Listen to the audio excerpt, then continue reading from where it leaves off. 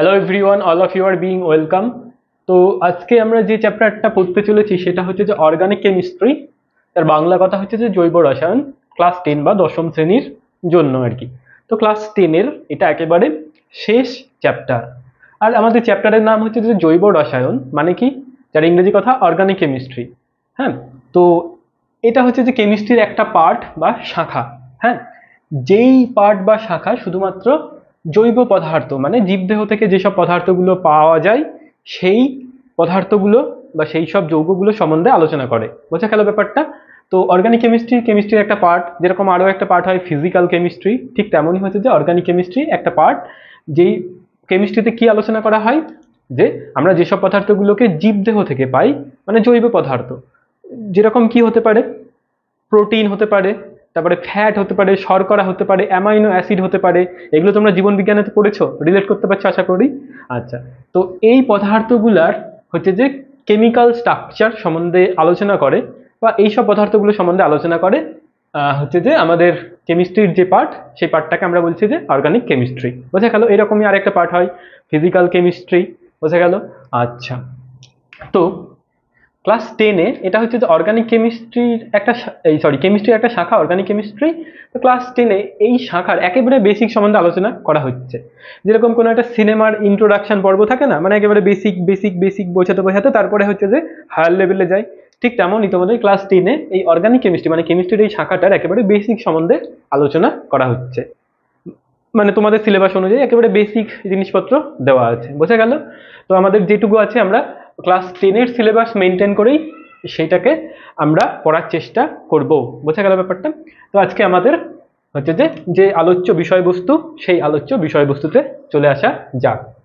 তো organic chemistry চ্যাপ্টারের নাম, হ্যাঁ, তো হচ্ছে যে তার বাংলা কথা জৈব রসায়ন। তাহলে আমরা নাম শুনে বুঝতে পারছি যে এখানে জীবিত, চলো জীবিতটা বাদ দাও, তোমার হচ্ছে যে জৈব যৌগ সম্বন্ধে আলোচনা করা হবে। জৈব যৌগ সম্বন্ধে আলোচনা করা হবে বা জৈব পদার্থ। হ্যাঁ, তো জৈব যৌগ আর একটা হয় কি অজৈব।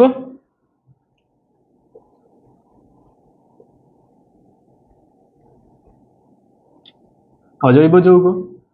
তো তোমরা হচ্ছে যে জৈব যৌগ অজৈব যৌগ এই কথাটা ইতিমধ্যে হচ্ছে যে জীবন বিজ্ঞানে পড়ে পড়ে পড়ে পড়ে বুড়ো হয়ে গেছো প্রায়। তো তোমরা আশা করি সকলেই জানো যে জৈব যৌগ কি, অজৈব যৌগগুলো, অজৈব যৌগ বলতে কি বোঝায়। তাও আমি একবার তোমাদের কনসেপ্টটাকে ঝালিয়ে দিচ্ছি। জৈব যৌগ কি, যেসব যৌগ বা যেসব পদার্থগুলা আমরা হচ্ছে যে জীব দেহ থেকে পাই সচরাচর, তাদেরকে আমরা বলি যে জৈব যৌগ। আরেকটা হয়ে যায় যে অজৈব যৌগ। অজৈব যৌগগুলো কি, যেসব পদার্থগুলোকে আমরা জীবদেহ থেকে সচরাচর পেয়ে থাকি না, তাদেরকে বলা হয় অজৈব যৌগ। তো এটা তো একেবারে ইজি জিনিস, জৈব যৌগ কি অজৈব যৌগ কি। তাহলে জৈব যৌগ মানে কি, যেসব পদার্থগুলোকে আমরা জীবদেহ থেকে পাই। এবার জীবদেহ বলতে কি বোঝো?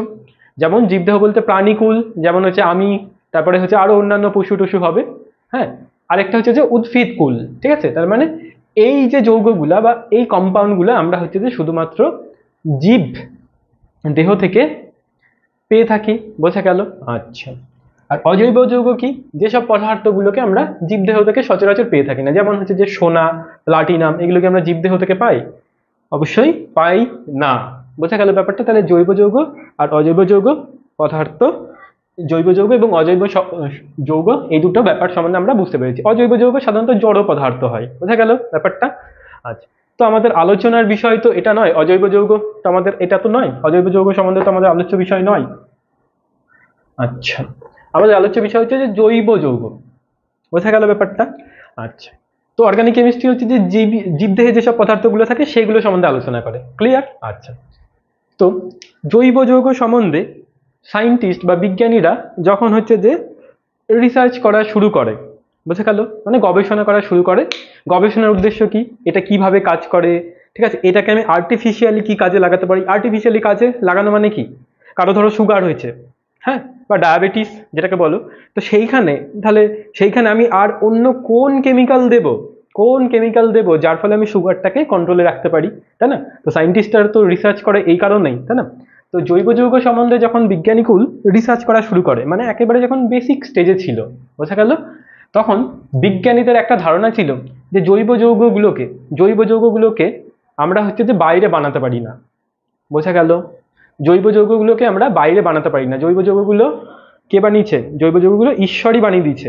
হ্যাঁ, যেরকম আমি বলতে পারি যে আমার শরীরের এই মাংসগুলা, ঠিক আছে, তারপরে হচ্ছে যে গ্লুকোজ, তারপরে প্রোটিন, ফ্যাট, অ্যামাইনো অ্যাসিড, এইগুলোকে আমরা বাইরে বানাতে পারি না। তারা প্রথম দিকে এরকম মানতো যে জৈব যৌগগুলো মানে জীবদেহে যেসব পদার্থগুলো পাওয়া যায়, মানে গাছের ভিতরে যেসব পদার্থগুলো, গাছের যে কাণ্ডটা, ওটা কিছু না কিছু পদার্থ দিয়ে তো তৈরি। হ্যাঁ, অবশ্যই সেই পদার্থগুলোকে বা সেই সব যৌগগুলোকে, অ্যাকচুয়ালি পদার্থ মানে একটা ইন্ডিভিজুয়াল কিছুকে বোঝায়, যৌগগুলোকে, হ্যাঁ, সেই যৌগগুলোকে আমরা হচ্ছে যে বাইরে বানাতে পারি না। প্রথম দিকে বিজ্ঞানীদের ধারণা এরকম ছিল। আর এরকম ধারণা হওয়াটাই তো স্বাভাবিক, কারণ তখন আমাদের রিসার্চ করার জন্য আমাদের উন্নত যন্ত্রপাতি ছিল না। ঠিক আছে, তো প্রথম দিকে আমাদের এরকম ধারণা ছিল যে জৈব যৌগগুলোকে আমরা ল্যাবরেটরিতে বানাতে পারি না।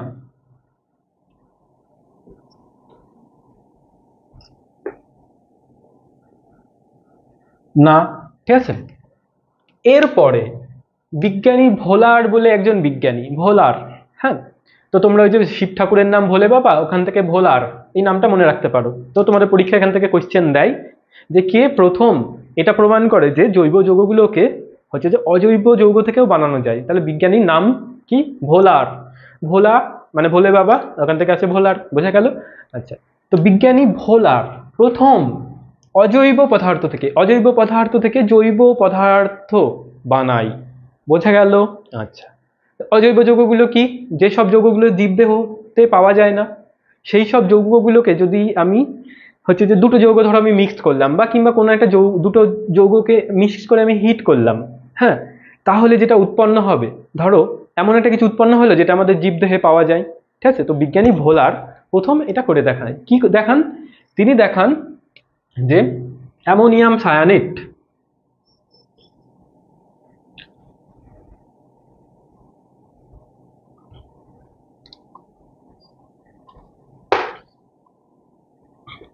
অ্যামোনিয়াম সায়ানাইডকে তিনি হচ্ছে যে হিট দেন। হিটের চিহ্ন হচ্ছে এরকম, এরকম পাশে এইচ লিখতে পারো, বা এরকম হচ্ছে ত্রিভুজ, মানে যেটাকে বলা হয় ডেল্টা। এটাকে যদি আমি হিট দিই তাহলে হচ্ছে যে ইউরিয়া উৎপন্ন হবে। ইউরিয়া, তো তোমরা জানোই যে ইউরিয়া আমাদের শরীরেই পাওয়া যায়, বোঝা গেল ব্যাপারটা। ইউরিক অ্যাসিড, তারপরে হচ্ছে যে মূত্রের মাধ্যমে ইউরিয়া, এগুলো আমরা তো জানি যে ইউরিয়া আমাদের জীবদেহে পাওয়া যায়। তাহলে এটা জৈব যৌগ। অ্যামোনিয়াম সায়ানেট, এটা কি জৈব যৌগ? অবশ্যই না, এটা হচ্ছে যে অজৈব যৌগ। ঠিক আছে, তাহলে এই এক্সপেরিমেন্টটা কে করে দেখান? বিজ্ঞানী ভোলার। নামটা আশা করি তোমরা আর ভুলবে না। ভোলার, বিজ্ঞানী ভোলার এই এক্সপেরিমেন্টটা করে দেখায় যে অ্যামোনিয়াম সায়ানেট থেকে হচ্ছে যে ইউরিয়া প্রস্তুত করে।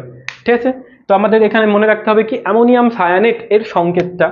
তাহলে তো অ্যামোনিয়াম সায়ানেটের কি হবে? NH4, তারপরে CnO। ঠিক আছে, NH4CnO। আচ্ছা, চিন্তার কোনো কারণ নেই, এইটা আমি তোমাদের একেবারে মুখস্থ করিয়ে দেবো, আশা করি তোমরা ভুলবে না। আর তোমরা হচ্ছে যে নিশ্চিন্তে দেখতে থাকো, পরবর্তী দেখতেই থাকো আর কি। মানে তোমরা একেবারে চিন্তা করবে না যে স্যার এটা মুখস্থ তো হবে না, মানে আপনি তো লেখাচ্ছেন আর কি। ঠিক আছে, মুখস্থ করিয়ে আমি দেবোই আর কি। আচ্ছা, NH4CnO, ঠিক আছে, এটা হচ্ছে অ্যামোনিয়াম সায়ানেটের সংকেত। এটাকে যদি আমি হিট দিই মানে কি তাপ দিই, তাই না? হাঁড়িতে যেরকম জল গরম করে, ঠিক আছে, হিট দিই, তাহলে হচ্ছে যে আমাদের ইউরিয়া উৎপন্ন হবে।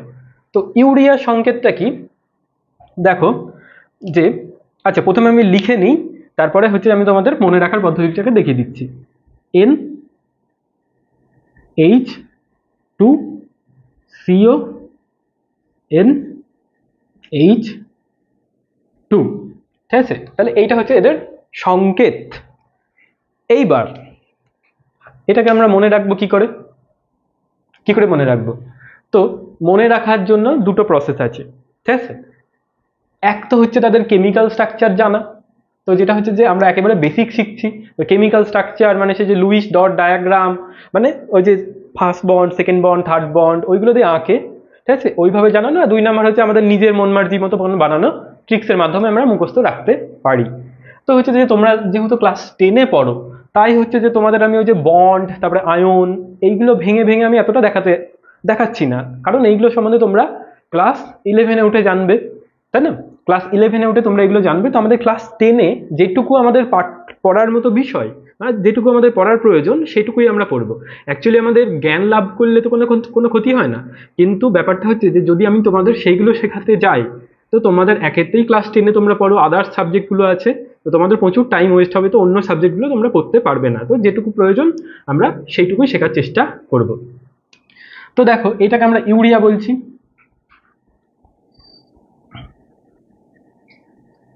ইউরিয়া, আচ্ছা। তো দেখো এখানে হচ্ছে যে NH2 আছে, তো NH2, দেখো এইটাকে ধরো NH2, এখানে দেখো H4 আছে, আর এটা হচ্ছে যে NH2। H4টাকে NH2 H4টাকে একটা H2 লিখলাম আর একটা H2 লিখলাম, লিখতে পারি, অবশ্যই লিখতে পারি। আচ্ছা আচ্ছা, তাহলে এই এনটাকে আমি নিয়ে নিয়েছি আর এই এনটাকে আমি নিয়ে নিয়েছি, বোঝা গেল ব্যাপারটা? এই এইচটাকে আমি এই একটা পার্টে ভেঙে দিয়েছি, এই এইচটাকে আমি এই একটা পার্টে ভেঙে দিয়েছি, কি পড়ে থাকে? CO, বোঝা গেল? তাহলে এইটা হয়ে গেল আমাদের কিসের সংকেত? ইউরিয়ার সংকেত। এটাকে আমরা কি বলবো? ইউরিয়া।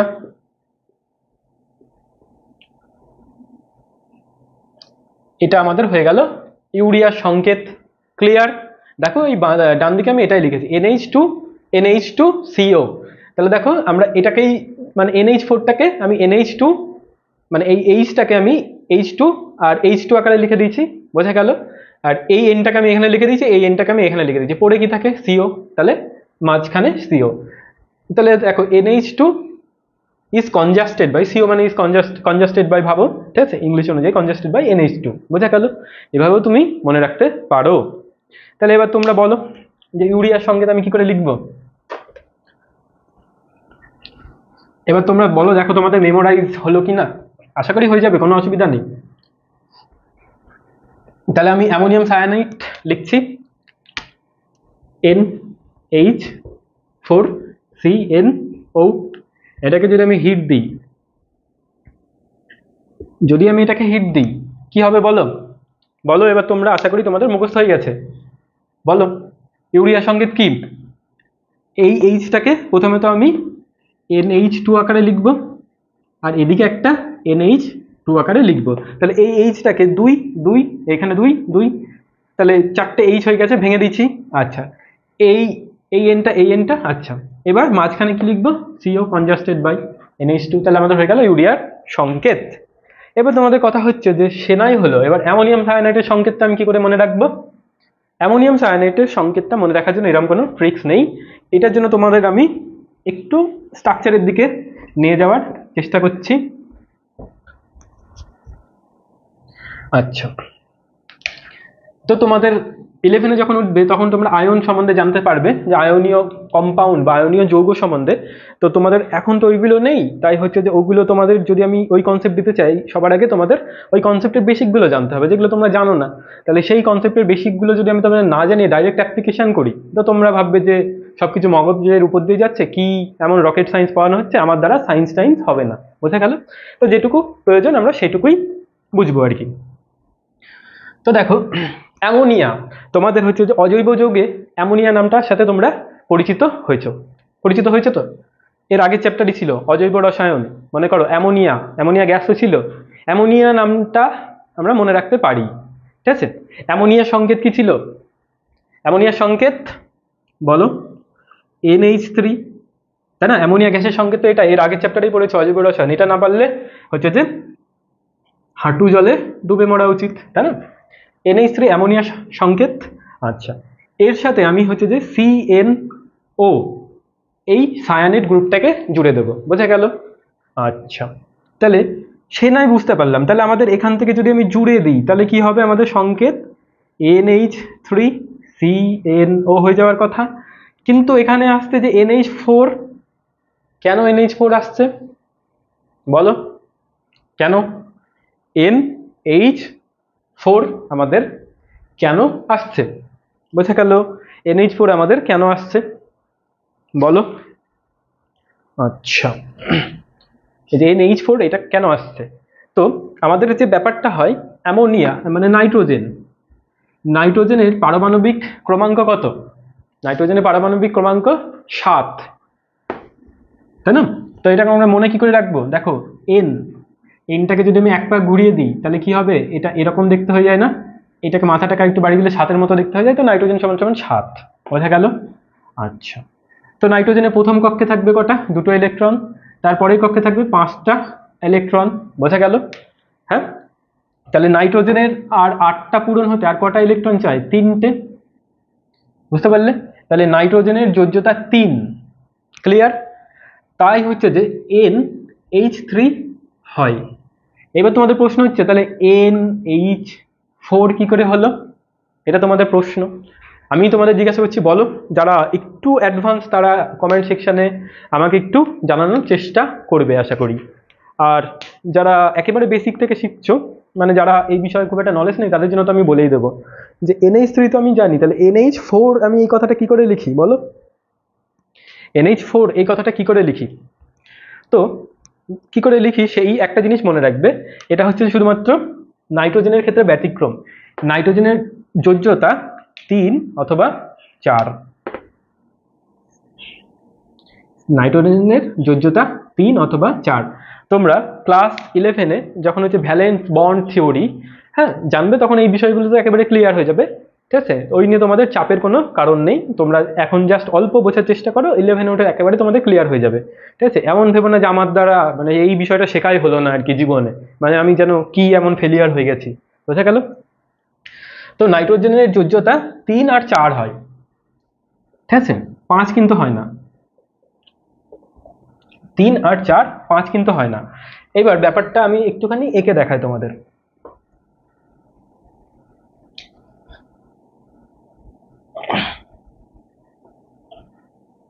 আচ্ছা, এটা হচ্ছে যে, আচ্ছা দাঁড়াও, এটা হচ্ছে যে নাইট্রোজেন। নাইট্রোজেনের প্রথম কক্ষে 2টো ইলেকট্রন থাকে, তাই আমি প্রথম কক্ষটাকে আঁকছি না। প্রথম কক্ষ তো হচ্ছে যে ফুলফিল আছে। তারপরের কক্ষে আমার কটা ইলেকট্রন আসে? 7টা ইলেকট্রন। হ্যাঁ, তাহলে হচ্ছে যে 1, 2, 3, 4, 5। কারণ কি নাইট্রোজেনের পরের কক্ষে হচ্ছে যে 5টা ইলেকট্রন থাকবে, আমি একটু ভুল বললাম, ওটা 7 বলেছিলাম, এটা অ্যাকচুয়ালি 5 হয়ে যাবে। ঠিক আছে, তাহলে হচ্ছে যে 5টা ইলেকট্রন আছে। এবার বলো নাইট্রোজেনের অক্টেট কি পূরণ আছে? নাইট্রোজেনের অক্টেট পূরণ নেই, তাই না? তাহলে পূরণ নেই, এর জন্য কি করবে সে? পাশের অন্য কোনো পরমাণুর সাথে ইলেকট্রন শেয়ার করবে। বোঝা গেল ব্যাপারটা? পাশের অন্য কোনো পরমাণুর সাথে ইলেকট্রন সে শেয়ার করবে। ক্লিয়ার? আচ্ছা, তাহলে ধরো এখানে হাইড্রোজেন এর সাথে ইলেকট্রন শেয়ার করলো, তাহলে হাইড্রোজেনের কাছে একটা ইলেকট্রন তো অলরেডি ছিল, আর হচ্ছে যে নাইট্রোজেনকে একটা দিয়ে দিল, তাহলে হাইড্রোজেনেরও 2টো হয়ে গেল। নাইট্রোজেন 3টের মধ্যে একটা ইলেকট্রন পেয়ে গেল, নাইট্রোজেনের 3টে তো দরকার, তার মধ্যে একটা পেয়ে গেছে। আচ্ছা, আবার এখানে আরেকটা হাইড্রোজেন যুক্ত হয়ে গেল। ঠিক আছে, এর সাথে যুক্ত হয়ে গেল, তাহলে এই হাইড্রোজেনেরও 2টো পূরণ হয়ে গেল। দ্বৈত সূত্র অনুযায়ী হাইড্রোজেনের কক্ষে হচ্ছে যে 2টো ইলেকট্রন থাকে। আচ্ছা, একটা ইলেকট্রন থাকে, এবার একটা দরকার হয়, তাই যুক্ত হয়ে গেছে।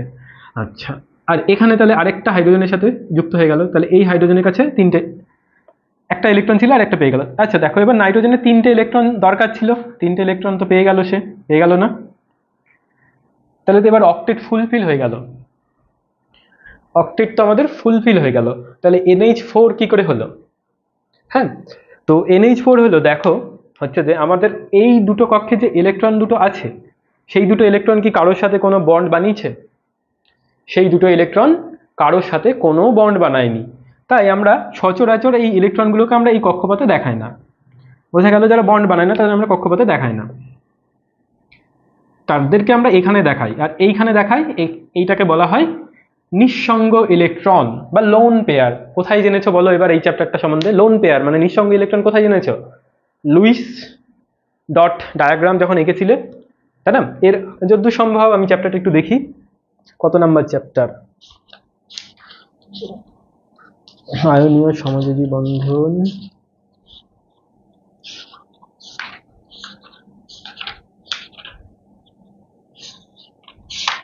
আচ্ছা, আমার এখন খুঁজে পাচ্ছি না, যতদূর সম্ভব হচ্ছে যে ওই যে লুইস ডট দিয়ে যেসব তোমরা হচ্ছে যে বিভিন্ন স্ট্রাকচারগুলো এঁকেছিলে, ওই চ্যাপ্টারে তোমরা নিঃসঙ্গ ইলেকট্রন বা জোড় বা লোন পেয়ার সম্বন্ধে জেনেছো। তাহলে লোন পেয়ার যারা অন্য কোনো সাথে বন্ড বানায়নি, তাই না? তাহলে লোন পেয়ার বলে। যেরকম বলা হয় আমি সিঙ্গেল ভাই, তার মানে কি হয়? আমি কারোর সাথে বন্ড বানাতে পারিনি, তাই না? হ্যাঁ, ঠিক সিঙ্গেলের মতো এখানে দুটো ইলেকট্রন আছে, তাদের কোনো জোড়া নেই, মানে তার কারোর সাথে বন্ড বানাতে পারিনি, তাই লোন পেয়ার। পেয়ার মানে কি? জোড়, মানে এই দুজন মানে এক জোড়, তো লোন পেয়ার। এরা কারোর সাথে বন্ড বানাতে পারেনি, তাহলে হচ্ছে যে এরা হচ্ছে যে এখানে লোন পেয়ার অবস্থায় আছেন। এবার এমন নয় যে এরা কখনো কারোর সাথে বন্ড বানায় না, বোঝা গেল ব্যাপারটা? এমন নয় এরা কখনো কারোর সাথে বন্ড বানায় না, কিছু স্পেশাল কেসেসে এরা বন্ড বানায়, কারো না কারোর সাথে বানায়, ঠিক আছে? কিছু স্পেশাল কেসে এরা হচ্ছে যে বন্ড বানায়। ক্লিয়ার? আচ্ছা, তো তখন এই ইলেকট্রনটা এখানে ধরো অন্য একটা হাইড্রোজেনের সাথে বন্ড বানিয়ে ফেললো, বোঝা গেল? তাই আমাদের NH4 হয়ে যাবে, বোঝা গেল ব্যাপারটা? তাই আমাদের হয়ে যাবে NH4, ঠিক আছে? আর মাথায় একটা চলে আসবে প্লাস চার্জ, বোঝা গেল? আচ্ছা আচ্ছা, প্লাস চার্জ হয় আয়নের ক্ষেত্রে। আচ্ছা, তো তোমরা হচ্ছে যে এই বিষয়টা হচ্ছে যে ভ্যালেন্স বন্ড থিওরিতে তোমরা জানতে পারবে, ঠিক আছে?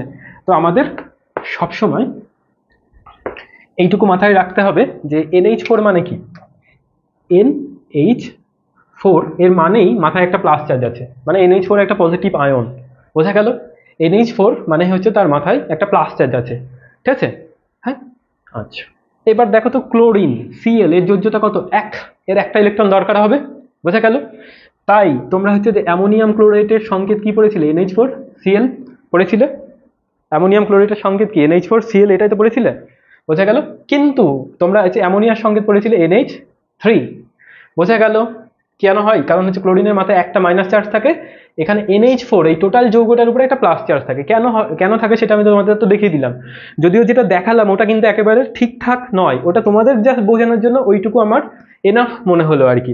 হ্যাঁ, তোমরা যখন 11-এ উঠবে তখন আমার যে বোঝানোটা সেটা মনে হবে যে অতটাও ঠিকঠাক ছিল না, বোঝা গেল? তো তোমরা যখন 11-এ উঠবে তখন তোমরা নিজেরা এই ব্যাপারটাকে আরো বেশি ভিজুয়ালাইজ করতে পারবে। তো তোমাদের এখন তোমরা এই ব্যাপারে একেবারে কিছু জানো না, তাই আমি তোমাদের লিঙ্ক করার জন্য আমি জাস্ট ওইটুকু বললাম আর কি। আচ্ছা, তাহলে এই যে NH4Cl, ঠিক আছে? NH4, তাহলে NH4Cl, তাহলে হচ্ছে যে NH4 অ্যামোনিয়াম ক্লোরাইড একটা লবণ, মনে করো অজৈব যৌগতে অ্যামোনিয়া প্রস্তুতের সময় তোমরা এটা পড়েছিলে। ক্লিয়ার হলো? ঠিক তেমনই হচ্ছে যে তাহলে NH4 এর কাছে আমার কি আছে? মাইনাস চার্জ, হ্যাঁ, এই সরি প্লাস চার্জ। আর আমরা কি জানি? কুলম্বের সূত্র অনুযায়ী প্লাস মাইনাস চার্জকে টানে, বোঝা গেল? আমরা কুলম্বের সূত্রতে এটা পড়েছিলাম, প্লাস মাইনাস চার্জকে আমাদের কি করে? টানে। আচ্ছা, তো তোমরা এই যে CNOর মাথায় ভাববে যে একটা মাইনাস চার্জ আছে, ঠিক আছে? CNOর মাথায় একটা মাইনাস চার্জ আছে, তাহলে একটা প্লাস একটা মাইনাস চার্জকে টানবে, অবশ্যই টানবে, মানে সায়ানিড গ্রুপের উপরে একটা মাইনাস চার্জ আছে। তাহলে হচ্ছে যে কি হবে? NH4CNO হয়ে যাবে, বুঝতে পারলে? কেউ কিন্তু NH3CNO এটা লিখো না, বুঝতে পারলে? এটা লিখলে ভুল কোথায় হবে? কারণ NH3 এর মাথায় কোনো প্লাস চার্জ নেই, কারণ কি হচ্ছে যে নাইট্রোজেনের এই যে কক্ষপথ 3টে 4টে 5টা, এ তো 3টে বন্ড বানিয়ে নিচ্ছে, তার মানে এর ভ্যালেন্স বা যোজ্যতা কক্ষ কমপ্লিট হয়ে গেছে, মানে এর কাছে এখন 8টা ইলেকট্রন আছে। তাই এর মাথায় আবার পজিটিভ কি করে আসবে? যখন হচ্ছে যে এই নিঃসঙ্গ ইলেকট্রনগুলো দান করবে তখন হচ্ছে যে মাথায় পজিটিভ চার্জ আসবে, বোঝা গেল ব্যাপারটা? আচ্ছা, তাহলে এই জিনিসটা আমরা লিখবো না কেন সেটা বুঝতে পারলাম। কেউ আবার এরকম লিখো না কিন্তু, অ্যামোনিয়াম ক্লোরাইডের সংকেত NH3Cl, ঠিক আছে? তোমাদের মধ্যে অনেকে তো আছো অ্যামোনিয়া গ্যাসের সংকেত হচ্ছে NH3, এটা খুব কষ্ট করে মুখস্থ করে নিয়েছো, অ্যামোনিয়াম ক্লোরাইড NH3Cl লিখলে কি হবে? একেবারেই ভুল হবে। কেন ভুল হবে? কারণ হচ্ছে যে NH4 এর মাথায় প্লাস চার্জ থাকে আর Cl এর মাথায় মাইনাস চার্জ থাকে, এবার প্লাস মাইনাসকে টানে, তাই হয়ে যায় NH4Cl, বোঝা গেল ব্যাপারটা? আচ্ছা, তো এটা আশা করি অনেকটাই হলো। আচ্ছা, তাহলে আমাদের NH4 আর সায়ানেট গ্রুপ, এইটা তোমরা একটু মনে রাখবে, সায়ানেট গ্রুপের সংকেত হচ্ছে যে CNO। এবার তোমাদের অনেকে পরীক্ষার হলে গিয়ে যেটা ভুলাবে, CNO ছিল নাকি NCO ছিল, NCO ছিল নাকি CNO ছিল, নাকি হচ্ছে যে OCN ছিল, এটাই তো ভুলে যাচ্ছি। কি ছিল? এটাই তো আমি ভুলে যাচ্ছি, ঠিক আছে, এটাই আমি ভুলে যাচ্ছি কি ছিল, ঠিক আছে। তো মনে রাখবে একটা জিনিস, যেটা মনে রাখবে যে কোনো একটা কম্পাউন্ড যখন আমরা লিখি, এই দেখো CNO মানে হচ্ছে যে একের বেশি মৌল যুক্ত আছে, তাই এটা কম্পাউন্ড। কোনো একটা কম্পাউন্ড যখন লিখি সব থেকে মিডিলে আমরা লিখবো যে সেই কম্পাউন্ডটা যার ইলেকট্রোনেগেটিভিটি বা তড়িৎ ঋণাত্মকতা সব থেকে কম, ঠিক আছে। তাহলে আমাদের মাঝখানে হবে যে N, আর ডান সাইডে হবে C, আর এইদিকে হয়ে যাবে যে O। বোঝা গেল? দেখো এই যে নো কথাটা আমি মনে রাখতে পারি, আর তার আগে একটা CNO হয়ে গেল, বুঝতে পারলে? তো হচ্ছে যে NH4 নো, তার মাঝখানে একটা C। হ্যাঁ, এবার ডান দিকে চলে গেলে এই মাঝখানে এনটা গায়েব হয়ে যাবে, বুঝতে পারলে? আচ্ছা, তাহলে সায়ানাইড গ্রুপের সংকেত কি হয়? CNO। তো এইখান থেকে আমরা একটা জিনিস মনে রাখবো যে এই নাইট্রোজেন হচ্ছে যে কম তড়িৎ ঋণাত্মক আর কি,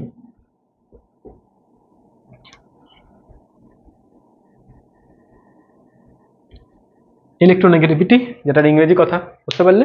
তাহলে সব থেকে কম তড়িৎ ঋণাত্মকটাকে আমরা মাঝে লিখবো, আর ডান সাইডে ও, আর বাঁ সাইডে হচ্ছে যে সি, বুঝতে পারলে? আচ্ছা, তাহলে হচ্ছে যে এবার এই যে আমরা নো দিয়ে মনে রাখবো, নো, ইয়েস, নো, এই নো কথাটা আমরা মনে রাখতে পারি, তাহলে একটা সি বসিয়ে দিলেই গল্প শেষ। তাহলে আমাদের আশা করি দুটোই মনে রাখা হয়ে গেছে। তাহলে আরেকবার তো দেখি তোমাদের মনে আছে কিনা, বলো ইউরিয়ার সংকেত কি হবে? কি হবে?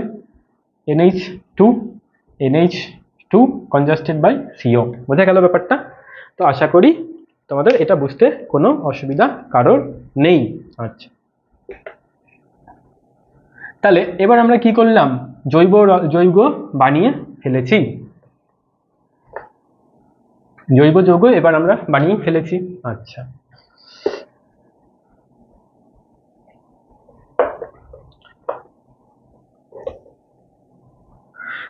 তাহলে আমাদের এবার বানাতে পারি হয়ে গেছে, বানাতে পারি, তাই তো?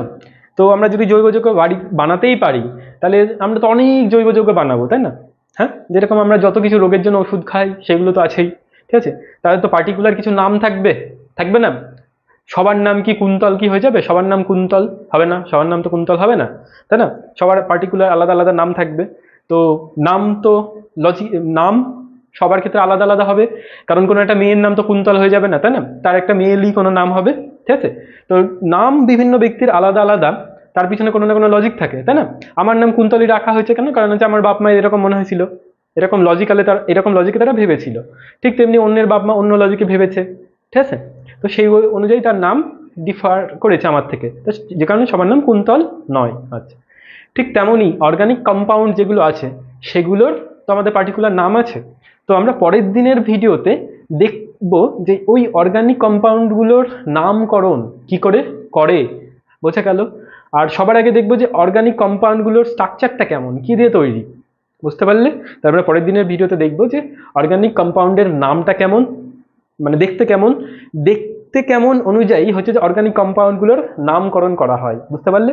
যেরকম আমার নাম কুন্তল, আমি দেখতে কেমন তার উপর ডিপেন্ড করে আমার নামকরণ করা হয়নি, বোঝা গেল? কিন্তু অর্গানিক কম্পাউন্ডগুলোর দেখতে কেমন, ঠিক আছে, লুকস ম্যাটার এক্ষেত্রে আর কি। অর্গানিক কম্পাউন্ডের ক্ষেত্রে লুক মানে দেখতে কেমন তার উপর তাদের নামকরণ করা হয়, যেটাকে বলা হয় আইইউপ্যাক নামকরণ, যেটা আমরা পরের দিনের ভিডিওতে দেখব। তা পরের দিনের ভিডিওর আগে একটা ভিডিও আসতে চলেছে, যেটা হবে যে ওই জৈব যৌগ এবং অজৈব যৌগের শনাক্তকরণ আমরা কি করে করব। মানে সবার আগে তো আমাদের এটা বোঝা উচিত যে কোনটা জৈব যৌগ আর কোনটা অজৈব যৌগ, তাই না? মানে আমরা তো একটা বেসিক আইডিয়া তো আমরা পেয়ে গেলাম যেগুলো জীবদেহ থেকে পাওয়া যায়, তাই না? কিন্তু তা সত্ত্বেও হচ্ছে যে এবার তোমাকে আমি যদি একটা কেমিক্যাল এর নাম যখন দিয়ে দেবো, তখন তুমি বুঝতে পারবে না এটা জীবদেহ থেকে পাওয়া যায় নাকি জীবদেহ থেকে পাওয়া যায় না। তো সেই জন্য হচ্ছে জৈব যৌগ এবং অজৈব যৌগের কিছু পার্থক্য থাকে, সেই পার্থক্যটাকে আমরা জানবো, যে পার্থক্যের বেসিসে আমরা আইডেন্টিফাই করতে পারবো যে এটা জৈব যৌগ নাকি অজৈব যৌগ। বোঝা গেল ব্যাপারটা? তো আজকের ভিডিও এই অবধিই। যদি ভিডিও ভালো লাগে তাহলে ভিডিওটাকে লাইক করো, আর চ্যানেলটাকে সাবস্ক্রাইব করার মাধ্যমে আমাদের পাশে থাকতে পারো। কারণ হচ্ছে যে এরপর থেকে রোজই ক্লাস 10-এর পরপর ভিডিও আসতেই চলেছে।